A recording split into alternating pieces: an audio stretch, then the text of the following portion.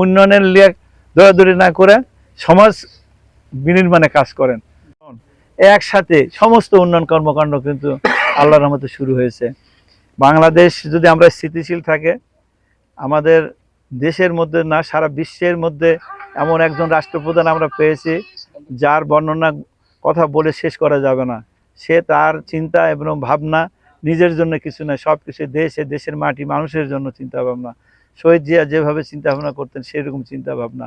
আপনাদের দরজায় আমাদের উপজেলা প্রশাসন নির্বাহী অফিসার, আপনাদের দরজায় ভূমি, তারা ছুটে আসতেছে আপনাদের কাছে। আপনারা জানতেও পারছেন না যে এই মন্দিরে বরাদ্দ আছে, এই মসজিদে বরাদ্দ আছে, এইভাবে কাজ হচ্ছে। সুতরাং বারবার একটা কথা আমি বলে যাচ্ছি আপনাদের কাছে, যে আমাদের নাগরিক হিসেবে দায়িত্ব বলি যে আমরা উন্নয়নের জন্য আপনারা একে ছটফট করা লাগবে না। উন্নয়নের জন্য ছটফট করার জন্য আমরা আছি, প্রশাসন দেখভাল করবে এবং মাননীয় প্রধানমন্ত্রী তিনি দায়িত্ব নিছে উন্নয়ন করে। আমাকে নিজে বলেছেন আমাদের যে উন্নয়ন আছে, আমি দেখব আপনার জনগণ যাতে কষ্ট না পায় সেই কাজ করেন।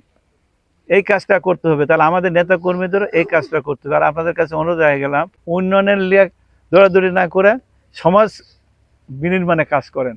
সমাজের কিভাবে মানুষ ভালো হবে, মানুষের সম্মান বাড়বে, নিজের আত্মসম্মান বাড়বে, দুষ্ট পথ খারাপ পথে যেগুলো গেছে তাদেরকে ফিরিয়ে নিয়ে আসেন, সামাজিকভাবে যে কাজগুলোর কথা এগুলো বাড়ায় দেন সবাই, তাহলে ইনশাল্লাহ এই দেশ ভালো হবে।